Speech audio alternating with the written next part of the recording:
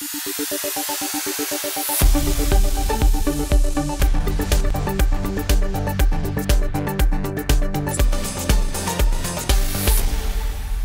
proceed with the rest of the conversations this afternoon, let me first invite up on stage Vice President and Country Head, Ciena Communications India, Ryan Perera, to come up and deliver a presentation on fueling the next phase of Indian telecom growth, adaptive packet access networks. Could I kindly call up on stage Ryan Perera, and a warm round of applause, ladies and gentlemen, as he joins us on stage.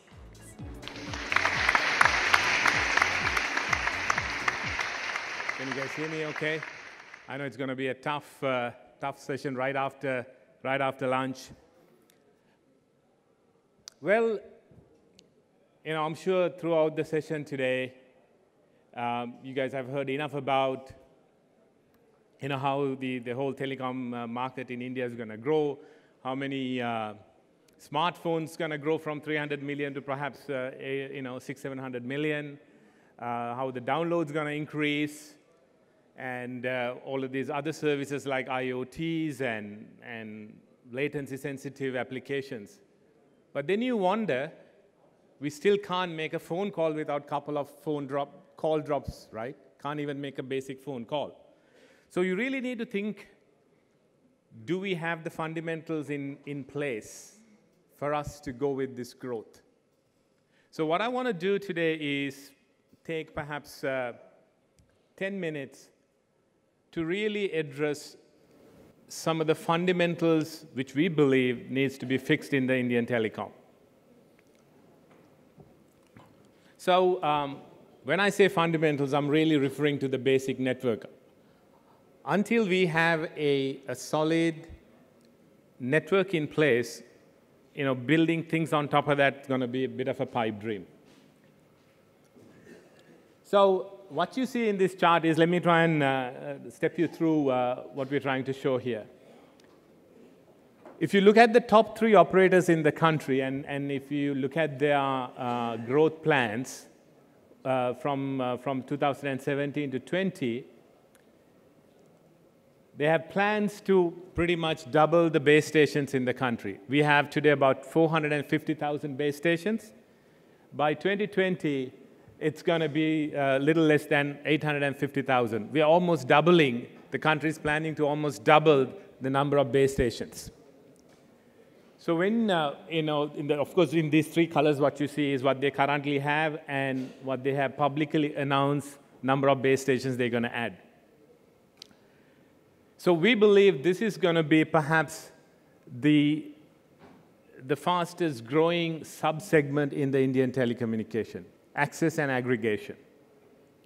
So if you drill down a little bit more into it, you can't just build base stations without having first and second level of aggregation. So we're going to see a whole bunch of fiber pops happening in the country. So like I said, 400,000 more base stations and fiber pops going to be added into the country in the next 18 to 24 months. And I'm sure many of you know the fiber penetration in India is hardly 15% today. So yes, there's still going to be some dependency on microwave, but particularly if you want to go to 4.5G and 5G, more and more dependency will be on fiber. So that 15% penetration is going to have to increase. Our estimate is over $1.5 billion will be spent on access aggregation devices and fiber rollouts. So when such a big investment, we believe this investment in the next 24 months or so going to be way bigger than the level of investments that we're seeing in the long distance and the core networks.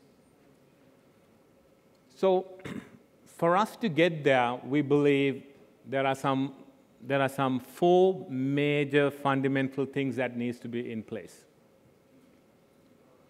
We believe the access networks, packet access networks, are going to be pretty much layer 3. Particularly if you're generating packet, you better be carrying packet. We're also seeing a huge amount of optical convergence. Let me explain to you what I mean by optical convergence. India is still one of the most expensive places to bury fiber, way more expensive than most of the Western countries. So when the fiber is so premium, fiber is so expensive, and our right-of-way is you guys all know how difficult right-of-way. So fiber becomes so premium, so you need to maximize the fiber. So that's why WDM, DWDM in the access is going to be absolutely fundamental. So that's what I mean by optical convergence. You'll see more and more fiber multiplication happening towards the edge of the network. The other main area we see happening in this space is software disaggregation. I'll talk about that in a minute in the next slide or so. And when you're rolling out 400,000 base stations, just imagine the number of elements that one would be putting in. It'll be probably tenfold more. When you're putting that many devices out in the network, it needs to be controlled and orchestrated seamlessly. So we believe the controllers and orchestration is going to be extremely important. Let me quickly double-click on the software disaggregation. I'll give you an example as well later on. Will disaggregation happen in India to what extent, and why we think some of that's going to actually happen? So if you look at a piece of equipment, it has two parts. You've got hardware and software. And if you further sub-segment hardware and software, you've got things like line adaptation, forwarding, and processing happen in hardware. A lot of switching, control, and services happen in the software piece. And when it comes to optical devices, optical transport devices, you'll see significant part of those devices are silicon-based, merchant silicon-based. So amount of virtualization you can do on those devices are somewhat limited. But however, when you go into more packet-centric devices, that composition is quite different. There's a great deal of things that happen in software that can actually be virtualized, can actually be separated from hardware and be virtualized. Then, of course, there's green bits that are hardware, so you have no choice there. But I guess the message that I'm trying to show here is,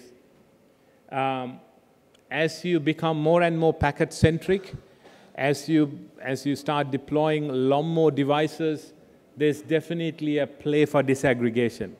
At what level it will happen, what would the demarcation points again, it'll be determined by the life cycles and the investment protections and things like that. But I guess we clearly see in the access aggregation, there's going to be a sizable amount of disaggregation that we see in the next 24 months. Let me give you an example.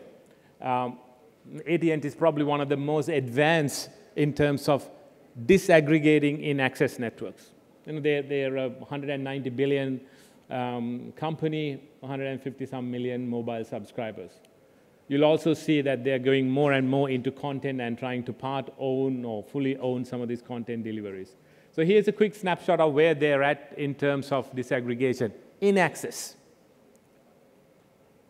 They're aggressively pursuing disaggregating hardware from software in the access space. Multiple trials, multiple deployments going on. We think, not the exact way, but we think quite a lot of these things likely to take place in India in terms of access aggregation. So we talked about how much growth we're expecting in base station deployments, and perhaps some of the architectural changes that's going to happen in this rollout. And perhaps finally, let me just close off by summarizing this whole thing. I'm not going to go through all of the details of it, but at a very high level, what we see is on the access side of things, we think there's going to be a lot of time-sensitive front-haul type applications, huge convergence between packet and optical, and the virtualization that I talked about a little earlier on. And you can't just deliver access without having a core network. We see major architectural changes in terms of code, central office re-architected at data centers, segment routing, distributed services, and also the orchestration, end-to-end orchestration. But the main point that I want to leave you with is this piece. This is probably the most relevant piece from the Indian transport standpoint because of the scarcity of fiber, because of the expense of putting fiber, with the problems we have in right-of-ways. Fiber will become so premium, so maximizing that fiber and making sure we have the right fiber architecture is going to be very key. So we see WDM underlay stretching more and more towards the access. Like these days when you talk to our private operators, they're not just planning for 2 times growth. They, on average, they're planning for 14 times growth. That is the standard these days. Right? They're asking us to design architectures for 14 times growth. So, and in order to do that, again, another key thing we see happening is flexible networks, adaptive flexible networks. How do we maximize the resources? Again, these are only some high-level, perhaps, ideas we have in this journey when India builds 400,000 more base stations, pretty much doubling the current number of base stations we have in a short span of 24 months or probably 36 months. These are some of the key elements we think that's going to be key in that journey. Thank you very much. Thank you.